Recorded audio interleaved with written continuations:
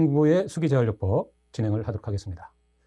거기에 따른 학습 목표로는 흉부의 구조와 기능을 이해하여 설명할 수 있고 흉부의 이학적 검사를 구분하여 각각 설명할 수 있으며 흉부의 수기재활요법을 숙지하여 실전에서 적용할 수 있겠습니다.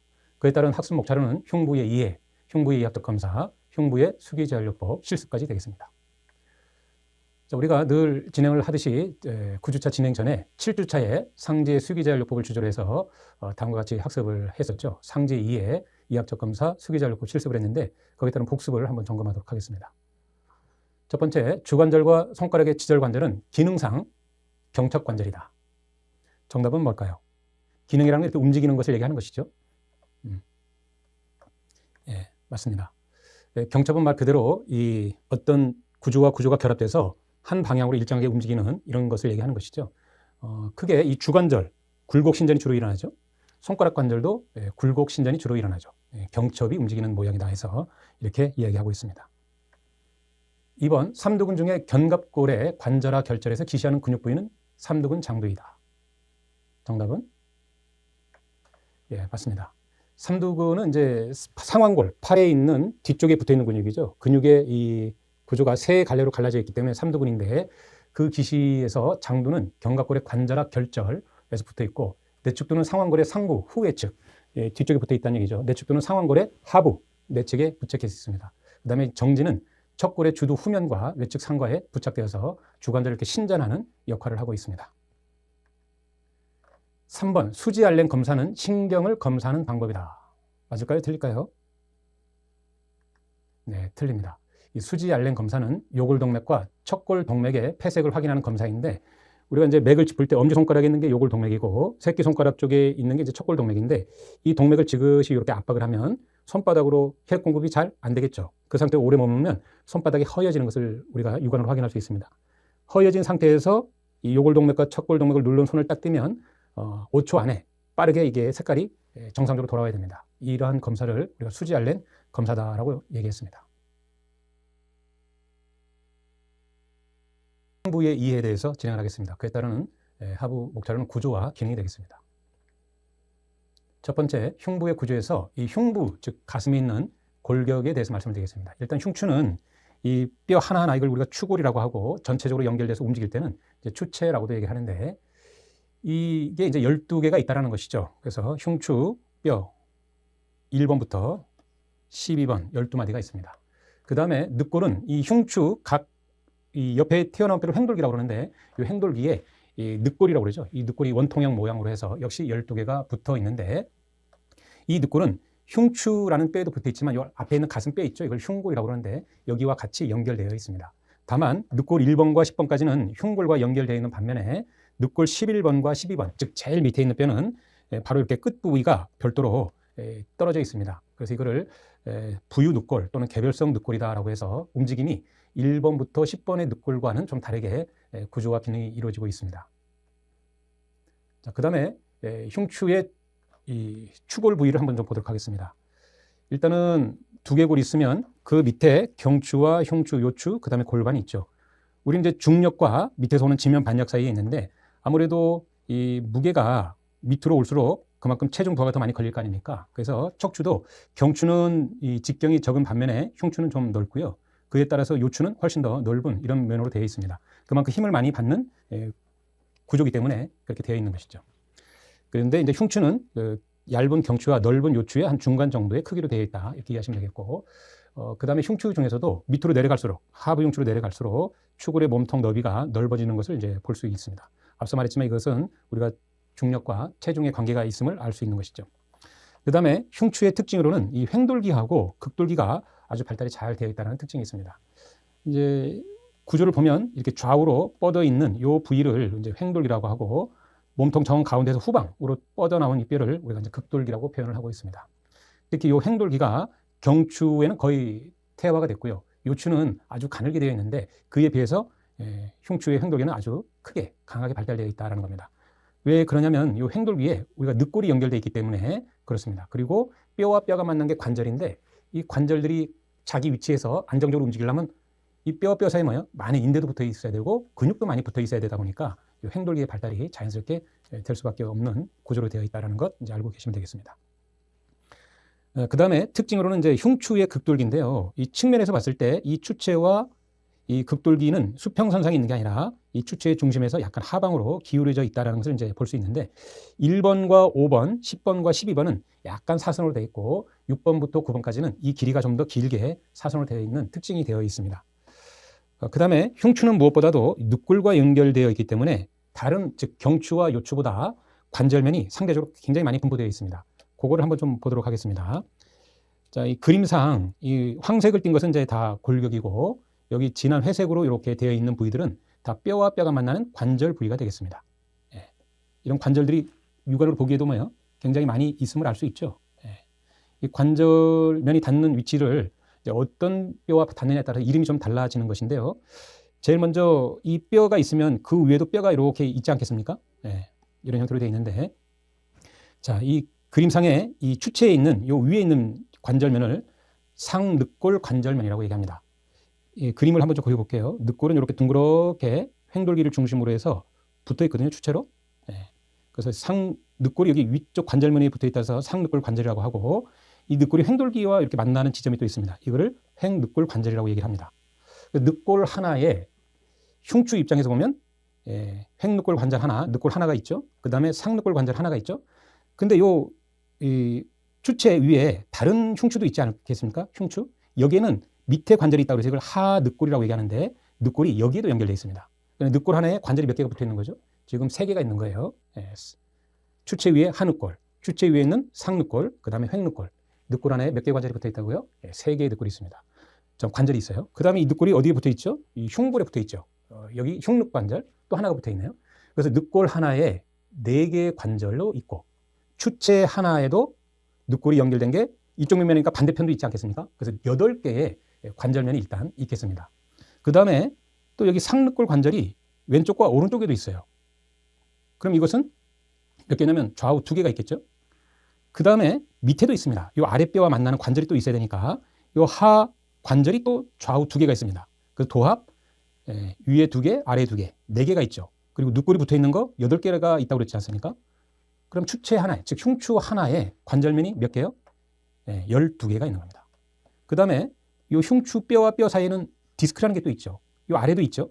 이것까지 더하면 14개의 관절이 흉추 하나에 존재한다는 겁니다. 그러니까 흉추 하나가 제자리에서 약간 틀어지게 되면 그만큼 여러 개의 관절이 틀어지게 되고 움직임에도 많은 영향을 줄 수 있다는 것을 구조적으로 알 수 있겠습니다. 자, 그거를 이렇게 좀 한번 정리를 해놨는데요. 여러분들이 이걸 한번 좀 보시면서 정리해 보시면 이제 되겠습니다. 이제 1번 같은 경우에는 이제 상늑골 관절하고 늑횡돌기 관절 2개가 있고 이 흉골에 또 붙어 있죠. 여기까지 해서 이제 있는 것이고 가장 많이 붙어 있는 게 늑골 2번과 9번 사이에 이런 관절이 되어 있는 겁니다. 앞서 말씀을 드렸듯이 이렇게 많은 관절로 되어 있으니까요. 이런 것들 한번 정리해 보시면 되겠습니다. 자, 그러면 이 흉추에 붙어 있는 이 늑골들의 움직임이 어떻게 일어나냐, 이것도 한번 볼 필요가 있습니다. 이 늑골이 잘 움직여야 하지만 우리 오장육부라든가 여러분들이 숨 쉬는 것이 아주 많은 도움이 될 수 있습니다. 그래서 늑골의 움직임을 잘 이해함으로써 우리가 이제 호흡이라든가 체형 불균형이라든가 내장기의 자율적인 움직임, 즉 숨 쉴 때마다 움직이는 움직임, 이게 크게 2개가 있는데 이 숨 쉴 때 그 영향으로 움직이는 것을 이제 모빌리티라고 얘기를 합니다. 자, 그러면 이 늑골이 잘 움직일수록 우리 몸에 아주 유익한 부분들이 많은데 어떻게 움직이는지 보겠습니다. 제일 먼저 펌프 손잡이 운동이 있습니다. 이것은 늑골 2번과 6번에서 일어나는 움직임인데 그림처럼 이렇게 움직인다는 거예요. 제가 잠깐 보여드리면 이렇게 측면에 있을 때 우리가 숨을 쉴 거 아닙니까? 숨 쉴 때 이 늑골이 이렇게 앞뒤로 움직인다는 거예요. 이렇게요. 이런 식으로. 그래서 펌프, 손잡이 위아래 이렇게 움직이는 펌프 움직임처럼 움직인다 해서 이걸 펌프 손잡이 운동이라고 합니다. 그 다음에 양동이 손잡이 운동이 있는데 이것은 늑골 7번에서 10번까지의 움직임입니다. 자, 이때는 그림처럼 숨을 쉴 때 늑골이 좌우로 이렇게 오르락 내리락 한다는 겁니다. 그 다음에 캘리퍼 운동이 있는데 이것은 늑골 11번과 12번에서 주로 일어나는 움직임인데 11번과 12번은 흉골에 붙어 있지 않다라고 앞서 말씀드렸었죠. 별도로 떨어져 있는데 숨 쉴 때마다 이렇게 좌우로 벌어지듯이 움직임이 일어납니다. 그래서 이 늑골의 움직임이 어느 부위에서 제한됐는지 우리가 평가도 할 수 있는데 늑골 2번과 2번은 펌프 손잡이 운동이니까 앞뒤로 여러분들이 손바닥을 딱 대고 숨을 크게 들여 마셨을 때 이 앞부분이 이렇게 들리면 이 늑골 2번과 6번은 잘 움직이는 것이죠. 그 다음에 7번과 10번이 이렇게 외측으로 움직인다고 그랬잖아요. 그래서 7번과 10번의 늑골에다 손을 대고 숨을 크게 들여 마셨을 때 이 부위가 확장되는 느낌이 들면 잘 움직이는 거고, 그러지 않으면 움직임이 많이 제한됐다. 이렇게 평가할 수 있습니다. 그 다음에 캘리퍼 운동이라는 11번과 12번은 11번, 12번 늑골에다 딱 대고 숨을 쉬어보게 하는 거죠. 그때 좌우로 이렇게 벌어지는 느낌이 잘 들면 움직임이 좋은 것이고, 움직임이 일어나지 않으면 문제가 있다. 이렇게 평가할 수 있겠습니다.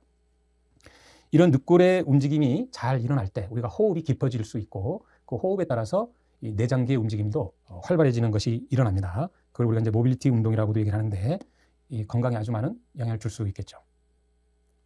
자, 그 다음에 흉추의 구조적 위치를 좀 평가할 수가 있습니다. 그래야지만 이게 몇 번 뼈에 문제가 있구나라는 걸 확인할 수 있기 때문에 이 구조적 위치를 아는 것도 중요합니다. 제일 먼저 상부 흉추라고 해서 이제 어퍼소라식이라고 얘기하는데 1번부터 4번까지가 되겠습니다. 1번부터 4번까지의 요 극돌기를 보게 되면 추체에서 수평에 있는 건 아니죠. 수평보다 약간 하방으로 되어 있는데, 자, 이런 것이죠. 우리가 흉추 2번의 극돌기를 만져봤더니 이 부위가 통증이 있고, 또 흉추 측면에서 이렇게 한번 좀 볼게요. 횡돌기가 있고 극돌기가 있을 때 좌우로 우리가 이렇게 극돌기를 밀어보는 거예요. 밀어봤을 때 왼쪽에서 오른쪽으로 움직임이 큰 반면에 오른쪽에서 왼쪽으로 밀 때는 움직임이 극히 제한됐다. 이런 느낌을 가질 수 있어요. 그것은 뭐냐면 이 흉추가 이렇게 오른쪽으로 많이 틀어졌다라고 평가를 하는 겁니다. 이거를 이제 리스팅에서는 오른쪽으로 돌아갔다 그래서 PR이라고 표현을 하는데요. 자, 그러면 이 흉추에 문제가 있는 것이죠. 그럼 극돌기가 이렇게 오른쪽으로 돌아가면 이 옆에 같이 딸려 있는 횡돌기는 어떻게 될까요? 왼쪽이 두툼할 것이고 오른쪽은 전방으로 갔기 때문에 상대적으로 얇게 느껴질 수 있죠. 또 손으로 이렇게 밀어보면 왼쪽은 잘 안 가고 오른쪽은 뭔가 전방으로 이동이 되는 것을 우리가 감각적으로 느낄 수가 있습니다. 그래서 극돌기와 횡돌기를 통해서 몇 번 뼈에 문제가 있구나라는 걸 이제 이해할 수 있는 겁니다. 자, 그러면 횡돌기는 어떻게 찾아야 되냐면 2번의 극돌기를 찾았어요. 문제가 있어요. 그럼 횡돌기는 어디에 있냐면 실은 1번 극돌기 수평선상에 2번의 횡돌기가 있는 겁니다. 즉, 이해되시나요? 2번 극돌기는 우리가 손으로 촉진할 수 있어요. 1번도 촉진할 수 있어요. 그래서 2번의 문제를 파악을 했으면 2번의 횡돌기를 찾을 때는 1번 극돌기 수평선상에 2번 횡돌기가 있다는 것을 이제 얘기하는 겁니다. 그런 것을 통해서 2번의 흉추가 확실히 문제가 있구나라는 것을 이제 평가할 수 있는 것이고, 그에 따라서 척추를 이제 교정하는 여러 가지 방법을 구사하게 되는 것입니다. 중부 흉추를 좀 보겠습니다. 이제 미드소라식이라고 해서 5번부터 8번까지가 되겠는데, 이 그림을 보다시피 5번의 극돌기는 이 상부 흉추에 비해서 극돌기가 좀 더 밑으로 많이 꺾여 있고 극돌기의 길이도 긴 것을 좀 볼 수가 있습니다. 그래서 8번의 횡돌기를 찾을 때는 8번의 극돌기에서 수평으로 가면 8번이 아니죠. 10번이 해당이 되는 거고, 7번 극돌기로 가서 수평으로 가도 8번 횡돌기가 안 걸리죠. 그래서 이 8번의 횡돌기를 찾을 때는 7번, 그 다음에 6번 극돌기 밑에서 이렇게 수평으로 가야 8번의 횡돌기를 찾을 수 있게 됩니다. 그래서 중부는 두 개의 극돌기 위에 자기 횡돌기가 있다. 이렇게 정리하시면 되겠습니다. 그 다음에 하부 흉추는요, 8번부터 12번까지인데 역시 상부 흉추처럼 약간 사선으로 되어 있고 극돌기의 길이가 중부에 비해서 상대적으로 적습니다. 그래서 역시 11번의 극돌기의 문제를 찾았어요. 그럼 11번의 횡돌기를 찾을 때는 어디를 찾아야 되냐면 바로 위에 10번 극돌기 하나 위로 가서 수평으로 가면 바로 11번 횡돌기가 되겠습니다. 그래서 이런 구조적인 특징을 이해하시고 우리가 몇 번 뼈를 찾는지 이해하실 수 있겠습니다. 다음에 이제 전면에서 평가할 수도 있고 뒷면에서도 척추의 위치를 대략 평가하는 이제 지표가 있는데요. 제일 먼저 경추 1번을 찾는 지표는 이 귀 뒤에 펄럭 뛴 한 뼈가 있죠. 이게 측두골이 젖꼭지처럼 튀어나왔다고 해서 이걸 유양돌기라고 그러는데 이게 기준이 된 겁니다. 이 유양돌기 바로 아래 측면에서 여러분들이 이렇게 손을 만져보시면 뭔가 단단한 돌기 같은 걸 느낄 수 있는데 이게 잘 만져지는 사람도 있고 그렇지 않은 사람도 있습니다만 위치적으로는 이 자리예요. 이것이 바로 이제 경추 1번을 우리가 찾을 수 있는 것이고, 경추 2번은 머리털이 나는, 즉 뒤에서 머리털이 나는 것을 우리가 후발자라고 그러는데 그 경계에서 여러분들이 이렇게 상하로 만져보시면 가장 붉어진 뼈를 느낄 수가 있는데 그게 바로 2번이 되겠습니다. 그 아래가 이제 뭐 당연히 3번이 되겠는데 이 앞쪽에서는 이 아래턱 있죠. 아래턱 수평선상으로 이렇게 여러분들이 만져보면 하이워드 번이라고 하는 설상골이 있는데 이 설상골 바로 수평선상으로 하면 이게 3번이 된다. 그런 얘기를 하고 있는 겁니다. 그 다음에 이제 여기 남자들은 이 아담스 애플이라고 해가지고 이 갑상연골이 있는 데가 있잖아요. 이 부위를 수평으로 가면 경추 4, 5번 정도가 되겠고, 뒷면에서 볼 때는 고개를 최대한 뒤로 젖혔을 때 가장 많이 주름살이 지는 곳, 그 부위가 바로 경추 4, 5번의 경계가 될 가능성이 높습니다. 왜냐하면 가장 많이 꺾이는 부위이기 때문에요. 그렇게 이제 이해하시면 되겠습니다. 그 다음에 경추 7번 같은 경우에는 우리가 고개를 최대한 수그렸을 때 이 어깨 수평선상에 위치하는 것에서 가장 이렇게 극돌기가 돌출된 느낌이 있어요. 이게 이제 경추 7번이 되겠습니다. 이렇게 이해하시면 되겠고요. 그 다음에 우리가 이제 편안하게 의자에 앉은 상태에서 견갑골, 삼각이 있었죠. 볼록 튀어나온 뼈. 그 뼈를 수평으로 해서 견갑골이 이렇게 있죠. 흉추가 있으면 이 윗부분을 견갑 삼각, 아랫부위를 하각이라고 하는데 이 삼각 위쪽이 이제 흉추 2번 정도에 이제 위치하고 있다. 흉추 1번과 2번 선상에 이제 위치하고 있다. 이렇게 이해하시면 되겠습니다. 그 다음에 이 10번 한번 볼게요. 우리 앞에 보면 이 흉골이 있고 쭉 가다 보면 복부 경계선에 뾰족한 뼈가 있는데 이걸 칼처럼 뾰족하다고 해서 이 부위를 검상돌기라고 얘기합니다. 이걸 이제 흉골차라고 얘기하고요. 가슴에 있는 뼈. 이 검상돌기 바로 뒤로 가면 이건 어디냐면 이제 흉추 10번 정도가 되겠습니다. 그리고 배꼽 있죠? 예, 배꼽. 배꼽을 수평으로 해서 쭉 뒤로 가면 이때는 요추 3번 정도가 된다라는 겁니다. 그 다음에 혁대 매는 곳, 우리가 양손을 복부에서 약간 안쪽으로 눌러서 밑으로 쭉 내리면 이 단단한 뼈가 잡히죠. 이게 엉덩이에 있는 장골이라는 뼈인데 이 장골릉 수평선상에는 이제 요추 5번과 요추 4번 그 경계가 좀 된다 이렇게 보시면 되겠습니다. 그래서 장골릉 수평선상에서 뾰족하게 만져지는 건 이제 요추 4번 극돌기고요. 그 옆으로 가면 요추 5번 횡돌기가 되겠습니다. 요추도 흉추처럼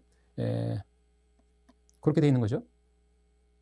극돌기가 있으면 횡돌기가 있는데 이 극돌기보다 횡돌기는 추체 하나, 그러니까 4번 극돌기 옆이 요추 5번 횡돌기가 되기 때문에 이 골반에서 그렇게 이해하시면 되겠습니다. 즉 장골릉 선상은 요추 4번 극돌기고 4번 극돌기, 즉 요추 4번 극돌기 옆으로 가면 이게 요추 5번 횡돌기가 된다. 이렇게 정리하시면 되겠습니다.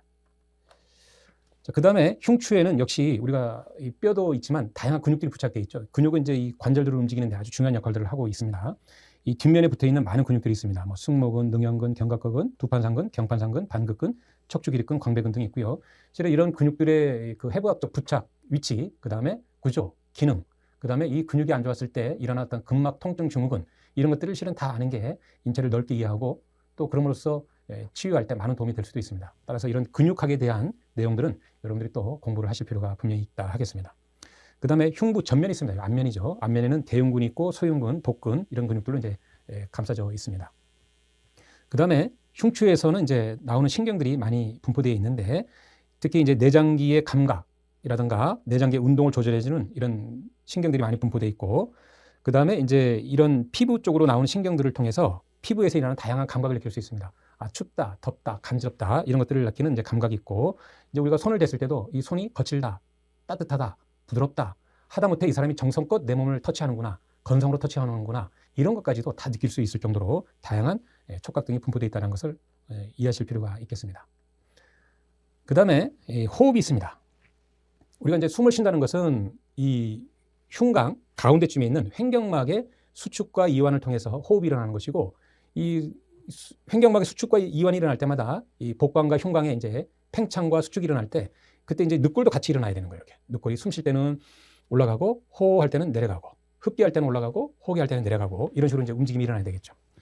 자, 그래서 호흡에 대해서 좀 보겠습니다. 안정시, 흡기. 들여 마실 때 이거를 또 들숨이라고도 얘기하죠. 들여 마시는 숨이다. 그래서 들숨이라고도 얘기합니다. 이때 주동근은 횡격막, 외늑강근, 내늑강근 중에서도 연골에 부착된 부위, 그 다음에 늑골 거근들이 이제 주동적으로 수축을 해서 일어나는 움직임이다라는 것이고 보조근으로는 이제 이 목에 있는 흉쇄유들근, 사각근, 가슴에 붙어 있는 이제 소흉근들이 이런 뼈들을 약간 들어 올리는데 이제 도움을 주는 역할을 하고 있습니다. 호기. 호기는 이제 밖으로 내뱉는 숨인데 이걸 날숨이라고도 표현합니다. 이때는 이 태부와 횡격막, 흉곽에 즉 흡기할 때는 이렇게 압력이 팽창돼 있잖아요. 그 상태에서 우리가 이 근육의 긴장만 풀면 자연스럽게 호기가 일어나는 거예요. 그래서 이것은 내가 의식을 가지고 능동적으로 근육을 수축하지 않아도 자연스럽게 일어나는 이제 움직임이 되겠습니다. 이거를 어떻게 표현할 수 있냐면 스프링 있죠. 스프링을 최대한 당겼다가 당기는 힘을 풀면 어떻게 돼요? 자연스럽게 안으로 수축이 되죠. 그런 형태로 이 호기는 일어난다라는 겁니다. 즉 호흡은 근육의 수축이 필요하지만 호기는 자연스럽게 수동적으로 제 위치로 돌아가면서 호기가 일어난다는 겁니다. 그러나 여러분들이 의식적을 가지고 최대한 뱉을 수도 있죠. 이런 의식적인 호기는 내늑강근의 외측부, 그 다음에 복직근, 복사근, 요방형근, 즉 복부에 있는 근육들이 수축할 때 우리가 의식적으로 호기를 크게 또 할 수도 있습니다. 자, 그러면 이 호흡에 있어서 흉부가 구부정하다고 봤을 때, 흉부가 이렇게 구부정했을 때 어떻게 될까요? 앞쪽 흉곽이 당연히 이렇게 좁아지겠죠. 이렇게 좁아진 상태에서 여러분들이 숨을 한번 크게 들여 마셔보면 힘들다는 걸 느낄 수가 있어요. 그 다음에 늑골이 움직이면 어떻게 될까요? 딱 구부러져 있으니까 어떤 부분은 늘어나 있겠지만 어떤 부분은 이제 공간이 압박이 돼가지고 일어나기가 힘들겠죠. 그래서 늑골 움직임도 제한이 됩니다. 그래서 호흡이 상당히 불편하다는 걸 느낄 수가 있어요. 그러면 우리가 호흡을 안 하고 살 수 있을까요?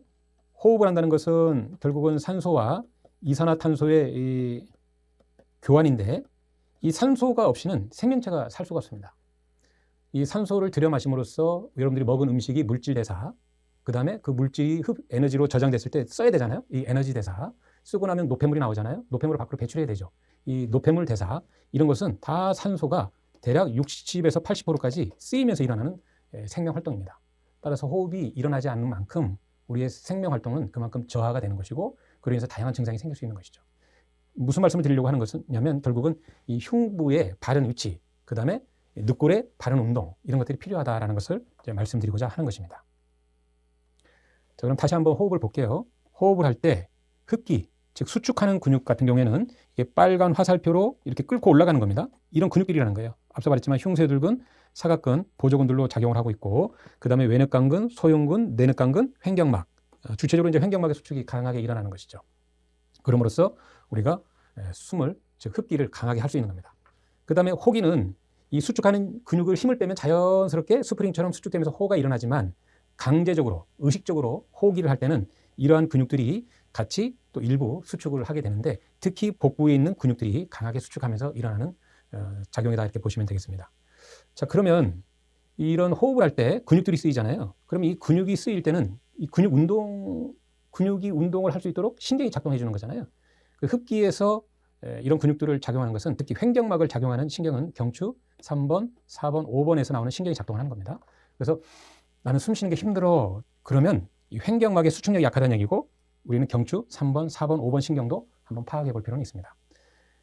또 호기도 마찬가지죠. 호흡할 때도 의식적인 호흡을 할 때는 이런 근육들을 수축을 해야 되는데 그때는 어떤 곳에서 하냐면 흉추 6번에서 흉추 12번에 있는 신경들이 대체로 이런 근육의 운동을 이제 촉진을 하고 있습니다. 역시 호흡하기 힘들 때는 이런 부위도 같이 평가를 해서 수기 제어를 해주면 호흡하는 데 많은 도움이 될 수가 있겠습니다.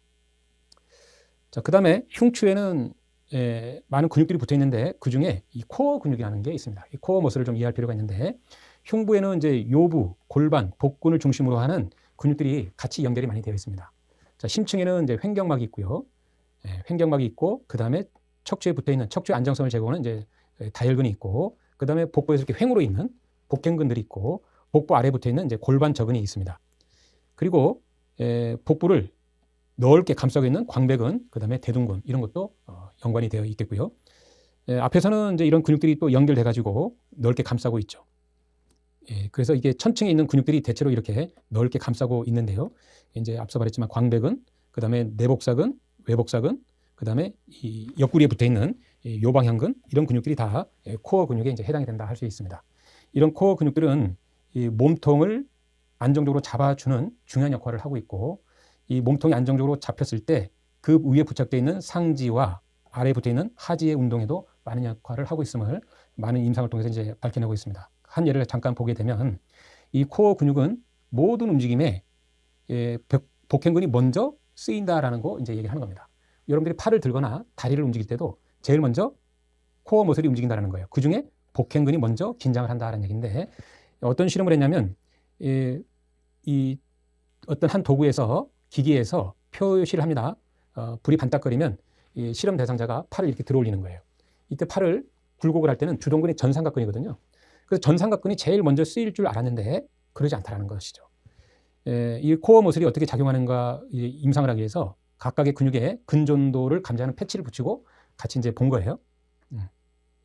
봤을 때 삼각근 내 움직임보다 복갱근이 먼저 근육이 쓰임이 일어나더라는 거죠. 그 다음에 내복사근이 쓰임이 일어나고 복행근이 쓰임이 일어나고 실질적으로 주동근으로 작동하는 전삼각근은 후에 일어난다는 것을 볼 수가 있습니다. 결국은 이 코어 근육이 안정적으로 먼저 긴장을 싹 해줌으로써 팔이나 다리의 움직임을 제대로 쓸 수 있다는 것을 이런 임상을 통해서 알 수 있는 것입니다. 따라서 우리가 자세 불균형이라든가 상지와 하지의 근육에 문제가 있을 때는 1차적으로 이 코어 머슬이 제대로 작동하고 있는지 검사하고 거기에 따라 수기 제어를 먼저 하는 게 우선이다, 이렇게 이런 임상을 통해서 알 수 있습니다. 자, 그러면 이제 코어 근육은 앞서 봤지만 다른 모든 사지의 움직임이 일어나기 전에 선행적으로 먼저 반응을 하는 근육이다라는 것을 좀 이해할 필요가 있고요. 이런 것들은 우리가 의식적으로 복근에 먼저 힘을 써라고 운동 명령을 통해서 이렇게 쓰이는 게 아니라 무의식적인 피드포워드 기전에 의해서 생긴다라는 거예요. 그러면 이 피드포워드가 뭐냐면 우리가 이제 여러 가지 봤을 때 크게 피드포워드 개념을 좀 설명해 보면요. 입력층이라는 게 있고요. 그 다음에 은닉층이라는 게 있고, 그 다음에 이 출력층이라는 요 세 단계로 볼 수가 있습니다. 이걸 하나를 이제 예를 들면 이런 것이죠.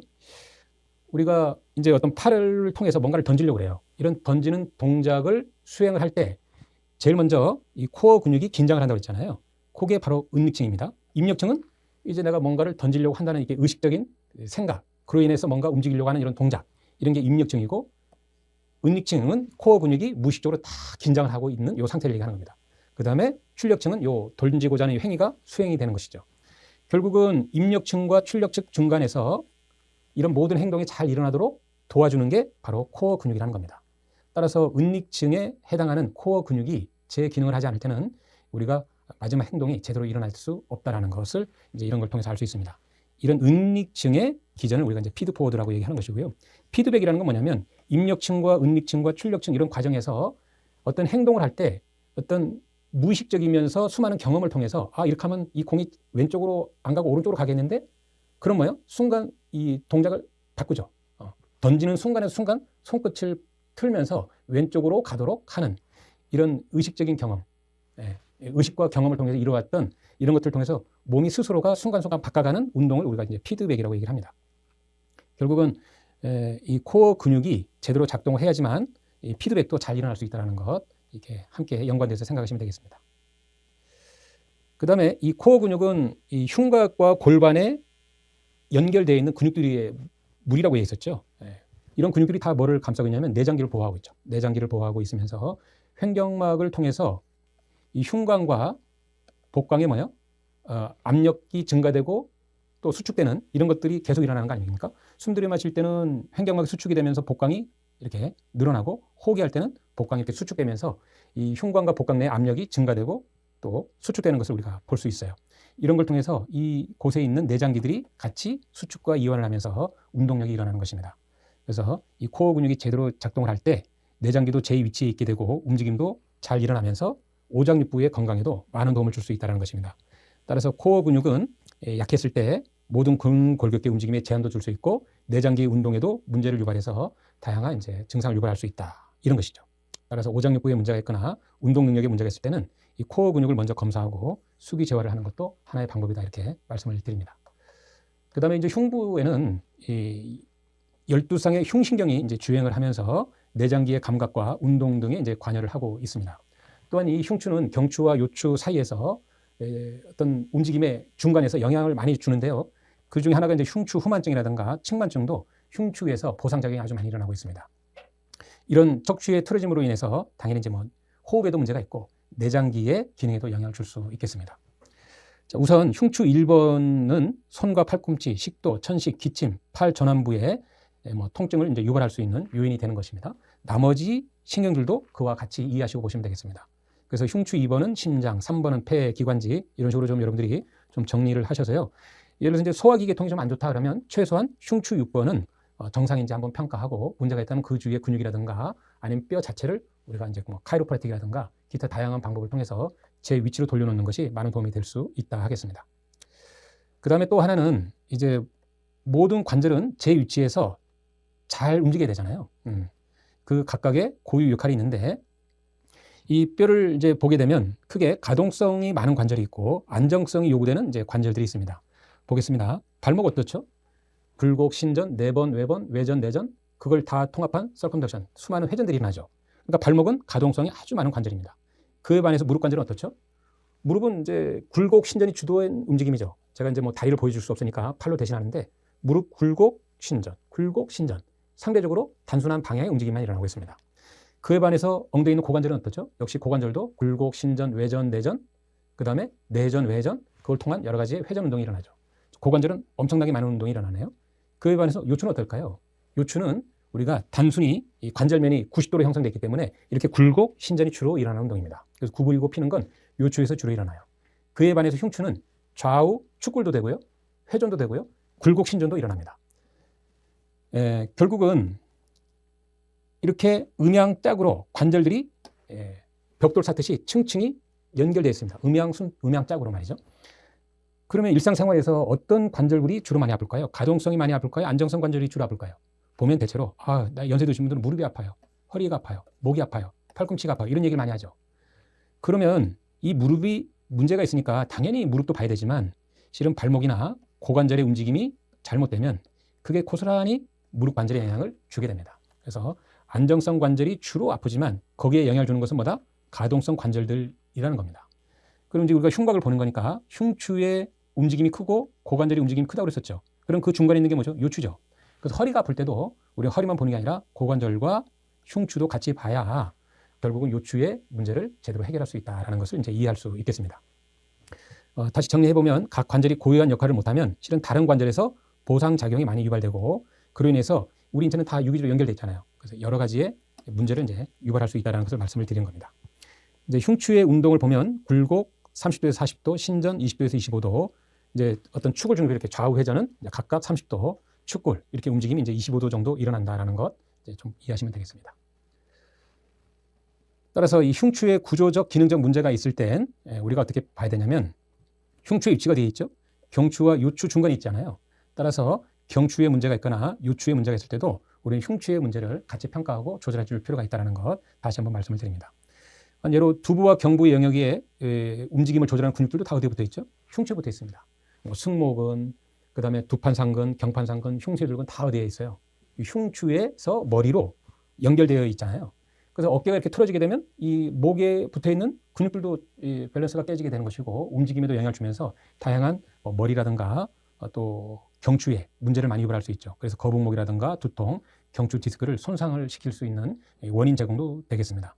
그래서 머리가 아프다, 목에 문제가 있을 때도 뭐를 봐야 된다? 이 흉곽을 같이 볼 필요가 있다. 이런 말씀을 드리는 겁니다. 그 다음에 일상적으로 이제 연세 드신 분들은 등이 이렇게 꼿꼿하게 펴지는 것보다 약간 이렇게 굽은 등이 많죠. 그렇게 하게 되면 그 등에 붙어 있는 견갑골의 위치도 이제 변경이 되기 때문에 견갑골이 틀어지게 되면 뭐예요? 당연히 팔에도 영향을 줄 수 있죠. 그래서 오십견도 생길 수 있고 우리가 어깨 부분에서 말씀드렸지만 흉곽 출구 증후군도 유발될 수 있고 그로 인해서 이 상지의 다양한 증상을 또 유발할 수도 있겠습니다. 요추의 영역에도 영향을 줄 수 있죠. 요추의 영역에도 영향을 줄 수 있는데 이런 부분은 우리가 이제 허리 들어가면서 또 일부 이야기가 될 겁니다. 일단 간단하게 보면 횡격막이 있고 횡격막은 흉추, 요추에 붙어 있는데 흉추 11번, 12번, 요추 1번, 2번, 실은 3번까지 길게 횡격막이 붙어 있습니다. 이렇게. 근데 이 장요근은 요추 1번, 2번, 3번, 4번, 5번에서 우리 다리, 고관절이 붙어 있거든요. 그래서 횡격막과 장요근은 뗄래야 뗄 수 없는 이 상관관계가 있습니다. 그래서 흉곽이 틀어지고 횡격막의 기능에 문제가 생기면 당연히 이 장요근에도 영향을 줄 수 있죠. 그래서 이제 요추 기능 제한이라든가 허리의 다양한 통증들을 이제 유발할 수 있다는 겁니다. 그래서 흉추의 구조적 기능적으로 이제 연결된 경추, 요추, 팔의 문제 등이 있을 때 뭐를 봐야 된다고요? 이 흉곽의 구조와 기능도 같이 검사해서 수기 재활을 해줘야 올바른 치료를 할 수 있다. 이런 것을 이해하실 필요가 있습니다. 그 다음에 제가 이 흉곽을 수기 재활할 때 눈이 강조하는 부분이 하나 있습니다. 그게 뭐냐면 이 늑골의 문제를 유발할 수 있다는 겁니다. 연세 드신 분들은요, 재치기 하다가도 늑골에 금이 가기도 합니다. 그런 분들을 이제 이게 뒷면이거든요. 뒷면에서 이제 근육을 가지고 푼다라고 강한 압력을 주게 되면 어떨까요? 이 등에서 누르지만 이 밑면은 뭔가 닿아 있겠죠. 그러면 이 압력이 전체적으로 이렇게 퍼지게 되죠. 그때 늑골이 약한 사람들은 금이 갈 수도 있어요. 그리고 이 늑골은 횡돌기와 같이 만난 관절이잖아요. 그래서 이 관절이 이렇게 어긋날 수도 있어요. 이 횡늑 관절이. 그러면 그 사이사이로 지나가는 이런 신경들과 근육들에 의해서 움직일 때마다 상당히 불편함과 통증을 유발할 수가 있습니다. 그래서 이 흉곽 주위에 있는 등 주위를 풀 때는요, 굉장히 유의해서 좀 풀 필요가 있다는 것 꼭 한번 말씀을 드리고 싶습니다. 이것은 강조해도 지나침이 없습니다. 특히 연세 많으신 분들을 대할 때는 이 부분을 꼭 유의하실 필요가 있다는 것 다시 한번 강조드립니다. 지금까지 1교시 흉부에 대해서 말씀을 드렸습니다. 더 진행하겠습니다. 체형 분석과 관절가동 운동 검사, 증상별 흉부 검사가 되겠습니다. 제일 먼저 이 흉부의 체형 분석을 좀 함께 보도록 하겠습니다. 검사는 이제 관상면, 시상면에서 일단 주로 볼 수 있겠죠. 제일 먼저 이 좌우 골반 중심, 이게 뭐냐면 천골 2번이 이 골반의 중심이 되겠습니다. 그리고 이 천골의 모든 척추가 이 벽돌처럼 차곡차곡 쌓여 있잖아요. 그래서 이 척추의 중심은 천골 2번을 가지고 기준을 잡는 게 가장 이상적인 부분이다 되겠습니다. 천골 2번과 흉추 1번까지 이렇게 가상의 선을 쭉 한번 연결을 해볼 수 있겠죠. 사람이 서 있을 때. 그 천골 2번 중심보다 흉추 1번이 약간 왼쪽으로 좀 치우쳐 있다라면 이렇게 표시하는 거예요. 오른쪽으로 치우다라면 오른쪽에 이렇게 표시를 하면 되겠습니다. 1차적으로. 그 다음에 좌우 어깨 높이를 보는 거예요. 그래서 왼쪽과 오른쪽 좌우 어깨 높이. 근데 이게 잘 이해가 안 되는 분들은요, 이 견갑 하각을 가지고 평가해도 되겠습니다. 그래서 이 좌우를 봤을 때 왼쪽이 오른쪽보다 좀 이렇게 밑으로 내려가 있는 것 같다. 이렇게. 그러면 선을 그으면 이렇게 될 수 있겠죠. 그림상으로는 이쪽이 되겠네요. 왼쪽이 낮고 오른쪽이 높은 모습으로. 여러분들이 육안상 드러나는 그대로 이 그림에다가 이렇게 표시를 하면 되겠습니다. 그 다음에 몸통을 이렇게 회전을 해보는 거예요. 물론 그냥 가볍게 보고도 알 수 있어요. 어떻게 볼 수 있냐면 엎드렸거나 또 서 있을 때 왼쪽 등이 상대적으로 이렇게 높게 좀 솟았다 라면 몸이 이렇게 왼쪽을 보면서 이렇게 틀어진 거죠. 그럼 그림상 여기네요. 이렇게 표시하면 돼요. 아, 내가 봤을 땐 오른쪽이 더 두툼하고 몸통도 이렇게 오른쪽으로 기울은 것 같다. 그럼 거기다 표현하면 됩니다. 일단은 왼쪽으로 틀어졌다라면 이렇게 전체적인 그림에다가 이렇게 그리고요. 왼쪽이 내려갔다 이렇게 그리면 되고요. 그 다음에 몸통이 왼쪽이 더 두툼하다. 그럼 오른쪽으로 틀어졌다는 얘기는 이런 식으로. 그럼 이렇게 그려놓고 보면 한눈에 이제 이 사람의 체형이 눈에 들어오죠. 아, 이 사람은 왼쪽에 있는 근육이 대부분 짧아졌고 오른쪽 근육은 상대적으로 좀 늘어났구나. 또 이 어깨가 왼쪽이 내려갔고 오른쪽이 올라갔으니까 여기에 있는 목에 있는 근육들도 좌우에 불균형이 있겠구나. 이렇게 이해할 수 있는 겁니다. 그러면 늘어난 근육과 짧아진 근육만 잘 여러분들이 이해해서 수기 제어를 해도 바른 자세를 유지하는 데 많은 도움을 줄 수 있고 생활 속에서 의식적으로 해도 이렇게 자꾸 개선할 수 있도록 우리가 이제 교육을 시키는 거죠. 그러면서 좋아질 수 있는 겁니다. 그러면 짧아진 근육을 푸는 게 좋을까요? 늘어난 근육을 먼저 푸는 게 좋을까요? 개인적으로는요, 짧아도 문제, 늘어나도 문제고요. 그런 근육들의 긴장이 있을 때는 근육 내에 긴장점들이 있습니다. 늘어나도 이런 긴장점이 있고 짧아져도 이런 긴장점이 있을 수 있어요. 그래서 그런 긴장점이 형성된 것들은 1차적으로 풀어주고 짧아진 곳은 이렇게 좀 스트레칭 해주는 방법을 쓰면 좋겠고 늘어난 부위는 약간의 긴장을 유도하도록 자세라도 오른쪽에 좀 근육에 긴장을 주면서 약간 이런 식으로 좀 이렇게 수축해 보세요. 의식적인 이런 활동을 생활 속에서 할 수 있도록 여러분들이 이제 교육을 시키게 되면 그 사람은 이제 점진적으로 체형이 바뀌고 건강한 모습으로 좀 더 바뀔 가능성이 높아지는 것이죠. 자, 측면에서는요, 어떻게 좀 볼 수 있냐면 이 고관절이 있죠. 여기 여러분들이 여기 이 측면에 있는 엉덩이 옆에 고관절이 있는데 거기 대퇴골두라는 게 있습니다. 대퇴골 대전자, 톡 튀는 뼈가 있는데 그 대전자를 중심으로 해서 이렇게 쭉 플럼 라인, 중력선을 긋다 보면 어깨가 이 중심선에 있어야 되는데 이 대퇴골 대전자보다 앞에 있네? 또는 뒤에 있네? 거기에 따라서 이렇게 표시하면 됩니다. 그래서 앞으로 많이 기울었는지 뒤로 기울었는지 이제 평가할 수 있는 것이죠. 그 다음에 이 사람이 이 카이포시스, 등이 상대적으로 많이 튀어나왔는지 아니면 허리가 상대적으로 많이 들어갔는지 이걸 보고 거기다 평가를 하면 됩니다. 그래서 중심보다 앞으로 많이 기울은 사람 같은 경우에는 이 앞에 있는 부위는 이제 뭐 짧아졌겠고 당연히 뒤에 있는 부위는 이제 근육들이 늘어나 있을 건데 이때는 이 앞에 있는 심층 근육이 있어요. 심부 전방 근막경선이라고 그러는데 이런 근육들이 과도하게 짧아져 있을 가능성이 많습니다. 그래서 그런 근육들을 좀 이완하는 방법을 쓰고 뒤에 있는 백머슬 같은 경우에는 많이 늘어나 있으니까요. 역시 뭉친 것 풀어주고 이런 쪽에 있는 근육을 좀 단련하는 방법 또는 의식적으로 해도 등을 이렇게 반드시 좀 고추 세우는 이런 생활 습관 이런 것들을 좀 지도해주면 많은 도움을 줄 수 있겠다 하겠습니다. 자, 그 다음에 이 체형 분석은 우리가 서 있을 때와 앉아 있을 때 구분해서 해주는 게 좀 좋다 이렇게 말씀을 드렸습니다. 우리가 이제 1, 2, 3교시에서 주로 그런 내용을 말씀을 드렸는데요. 자, 이런 것이죠.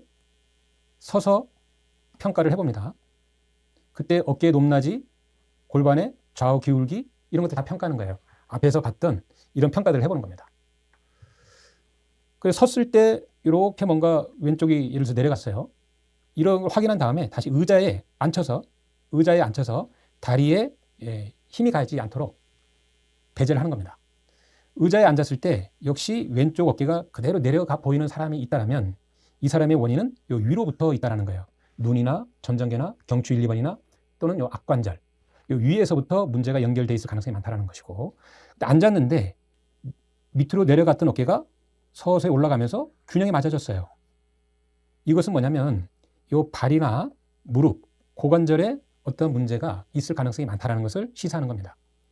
그래서 서 있을 때와 앉아 있을 때의 자세를 항시 비교 분석을 하는 게 중요하다 하겠습니다. 자, 그래서 우리가 이제 체형 분석도 하고 의심이 가는 부위는 실질적으로 이렇게 움직임, 가동 검사 얘기했었죠. 가동 검사 다시 한번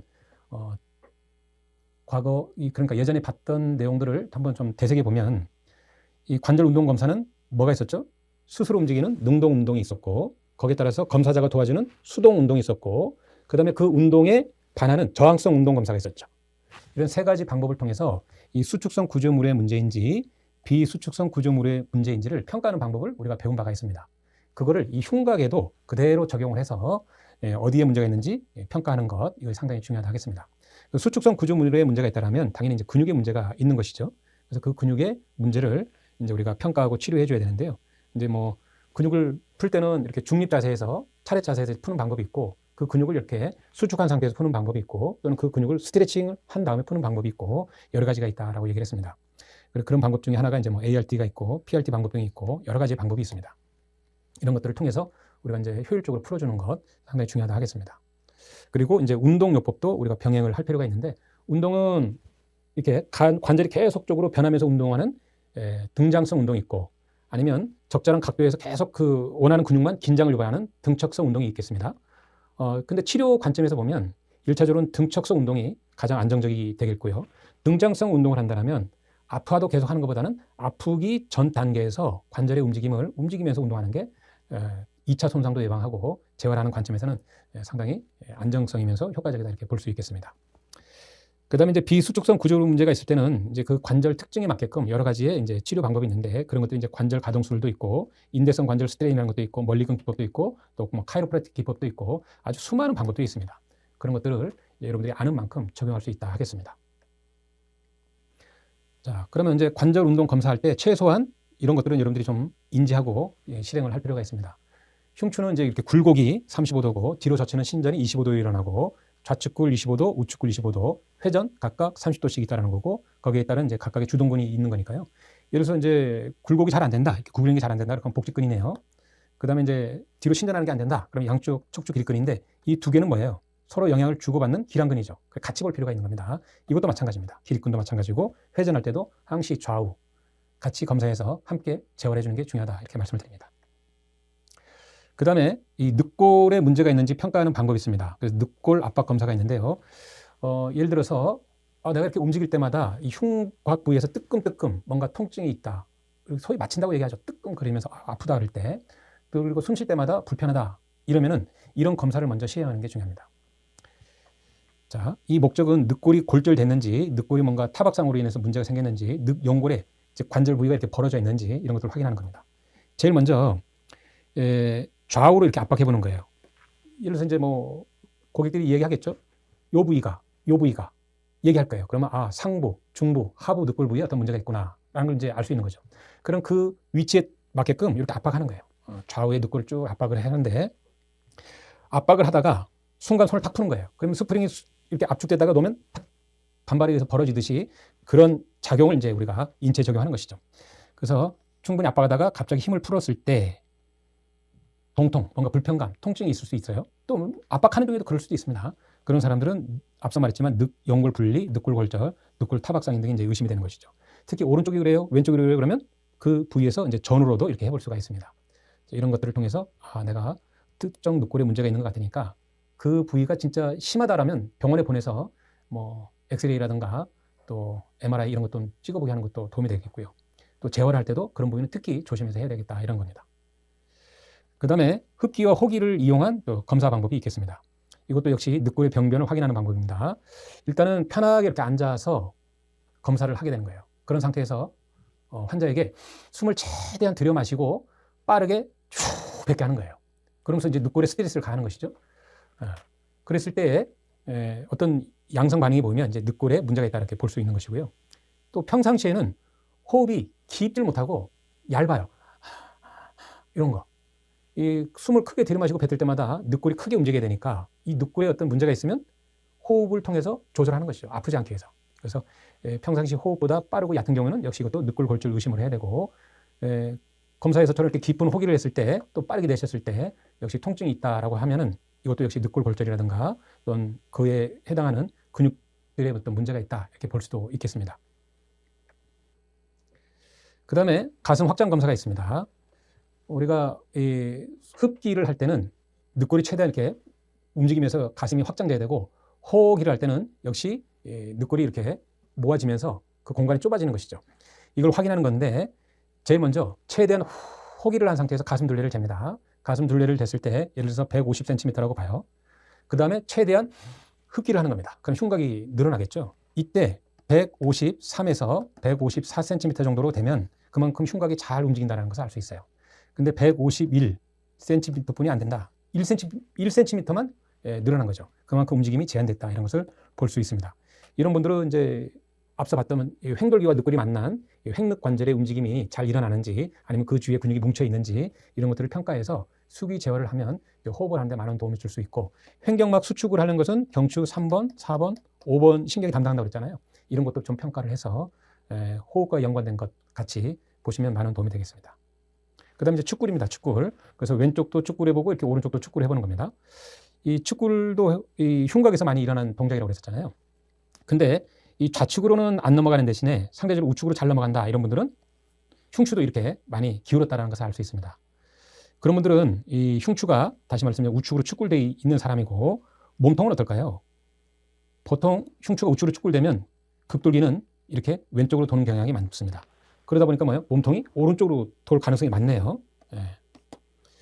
그러면 이쪽 오른쪽의 근육은 짧아져 있고 왼쪽 근육은 늘어나 있으니까 이런 근육 조절을 해주면 되겠고 이 흉추가 왼쪽으로 많이 틀어져 있으니까 오른쪽으로 돌려주는 수기 제어를 해주면 역시 많은 도움이 되겠죠. 그런 것들 중에 하나가 뭐예요? 자세를 왼쪽으로 많이 이렇게 기우는 동작들을 많이 해주는 거예요.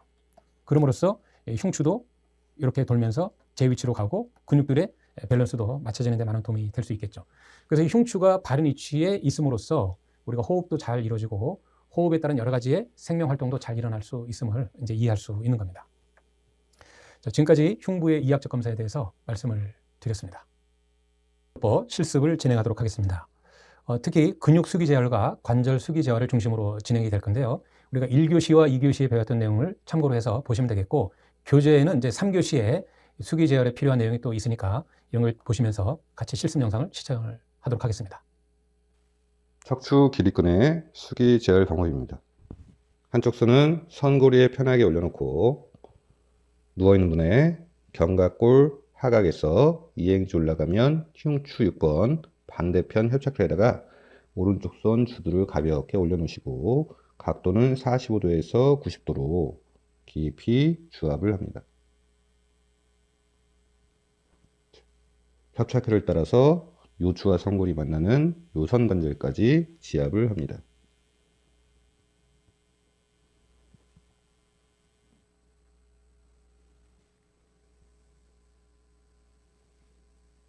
요선관절까지 오셨으면 오른쪽 손은 흉추 7번에다 올려놓으시고 왼쪽 손은 다시 요선관절과 선골의 팔요회를 주압을 합니다.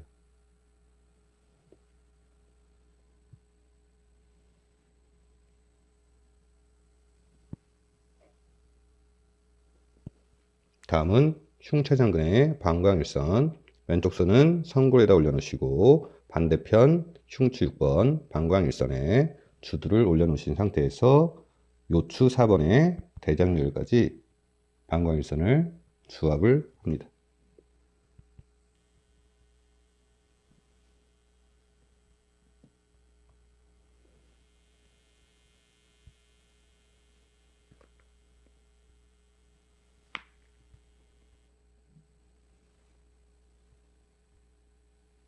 대장류혈까지 왔으면 오른쪽 손은 방광이선의 흉장늑근과 요장늑근입니다. 왼쪽 손은 선골에 올려놓고 반대편 흉추 6번 선상 방광이선에 척골두를 가볍게 올려놓으신 상태에서 자, 어깨가 전방으로 이동하면서 흉장늑근을 당겨준다는 느낌으로 주압을 합니다.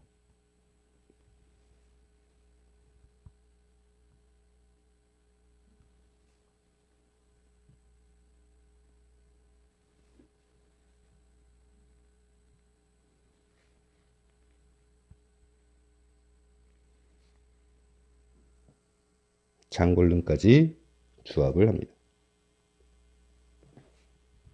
이번에는 자기 쪽 흉추 6번 선상에서부터 협착혈을 잡고 지압을 합니다. 협착혈을 따라서 쌍물줄을 이용하셔서 요선관절까지 지압을 합니다.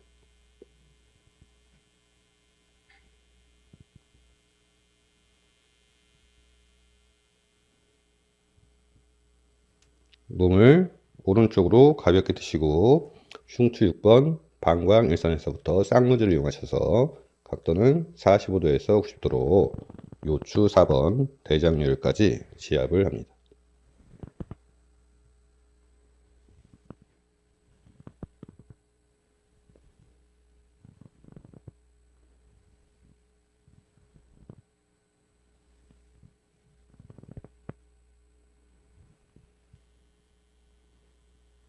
견갑골 하각의 흉추 6번 방광 이선에서 무지를 민다는 느낌으로 이선을 밀듯이 지압을 합니다. 장골릉까지 이동하시면 됩니다.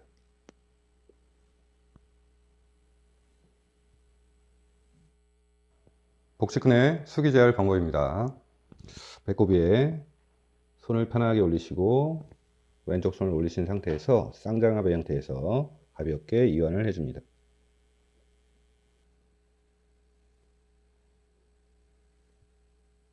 두 번째는 손끝이 늑골을 향하고 같은 방법으로 이완을 해주고,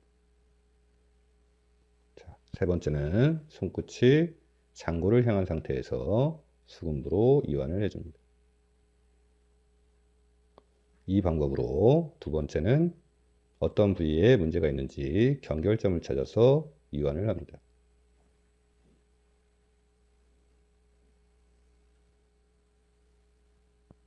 경결이 확인되신 곳을 집중적으로 수금부로 이완을 해줍니다.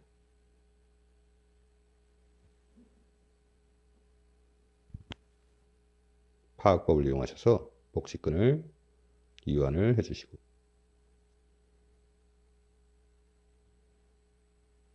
긴장된 쪽에 복직근을 사지압을 이용하셔서 긴장티를 지그시 지압을 합니다. 마찬가지로 결을 따라서 복식근의 긴장티를 사지압으로 지압합니다.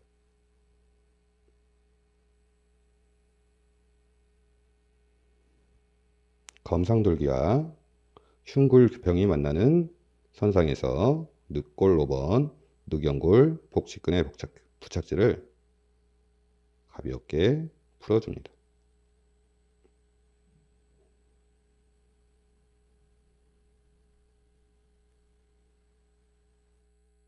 하부 승모근의 수기 제할 방법입니다. 먼저 한쪽 손은 편안하게 반대편 베드에다 내려놓으시고 흉추 12번 그리고 견갑대 아래쪽을 먼저 선을 편안하게 그려놓으시고 주관절의 척골을 이용하셔서 이완을 해줍니다.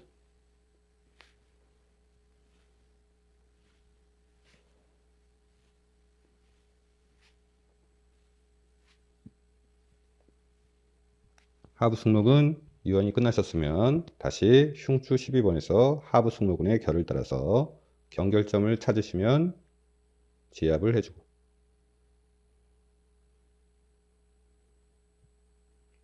경결점이 풀리면 이동하시면서 지압을 합니다.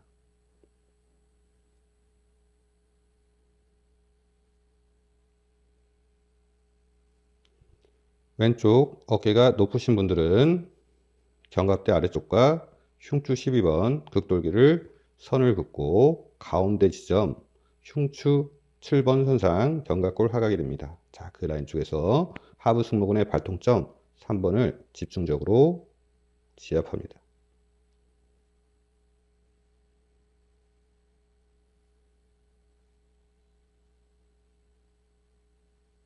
견갑대 아래쪽 하부 승모근 발통점 4번을 집중적으로 지압합니다.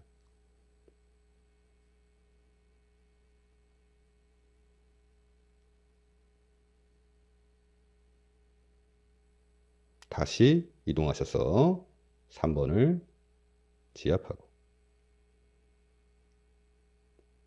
다시 이동하셔서 발통점 4번을 집중적으로 지압합니다.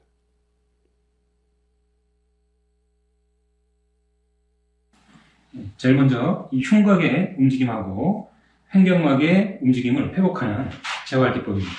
제일 먼저 이 중부하고 하부 늑골을 넓게 감싼 다음에 검상돌기 방향으로 가볍게 압박해 들어갑니다. 첫 번째는 안쪽으로 가볍게 누르고 저항이 있으면 그대로 유지한 채 검상돌기 방향으로 약간 상방으로 이렇게 밀고 들어가는 것이죠. 그래서 이 두 가지의 저항을 계속 유지합니다. 유지하고 있다 보면 역시 저항이 풀리면서 한 번 더 쑥 들어간 느낌이 들 때가 있습니다. 예, 감각이 뛰어나신 분들은 바로 알 수 있고요. 설령 그걸 못 느낀다 하더라도 이 방법으로 30초에서 1분 가까이 있게 되면 늑골의 움직임하고 횡격막의 긴장을 이완하는데 많은 도움을 줄 수 있습니다. 놓을 때는 역순으로 천천히 놓습니다.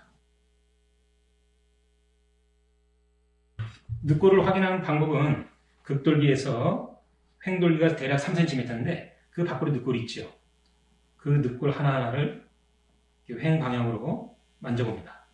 그러면 가장 도드라진 느낌, 그러면서 예민한 늑골이 있습니다.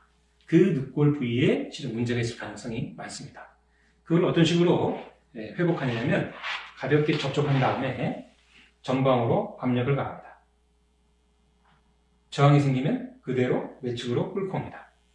이 방법을 앙화에서 하면 훨씬 더 효과가 있을 수 있죠. 또 하나는 이제는 전방으로 누릅니다. 저항이 생기면 그대로 약간 두방 쪽이면서 바깥쪽으로 살며시 끌고 오면서 두 번째 저항을 찾습니다. 이 두 가지 저항에서 우리는 유지를 하고 있습니다. 이때 이완이 되면 가볍게 놓으면 됐습니다. 한번 보여드리겠습니다. 문제의 늑골을 사지의 지문으로 가볍게 접촉한 다음에 복부 방향으로 가볍게 들어 올립니다. 그럼 저항이 느껴지겠죠? 그 저항을 유지한 채 머리 방향 그리고 약간 바깥쪽 방향으로 살며시 끌고 옵니다. 첫 번째, 두 번째 이런 방향이겠죠? 그런 방향으로 쭉 와서 저항이 걸리면 유지합니다. 즉 두 가지의 저항을 유지한 채 있다 보면 이완이 되면서 쭉 더 한 번 움직임이 일어나는 걸 느낄 수 있어요. 늘 말씀드리지만 역시 이게 잘 못 느끼겠으면 최소한 30초 이상 있다가 가볍게 놓는 것으로도 충분히 많은 도움을 줄 수가 있습니다. 한쪽 면에서 하고 싶다면 늑골을 전방으로 압박을 가해서 저항이 걸리면 유지, 그 저항을 유지한 채 바깥쪽으로 가볍게 끌고 옵니다.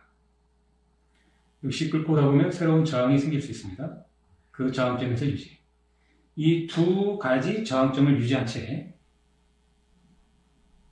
이완이 될 때까지 기다려줍니다.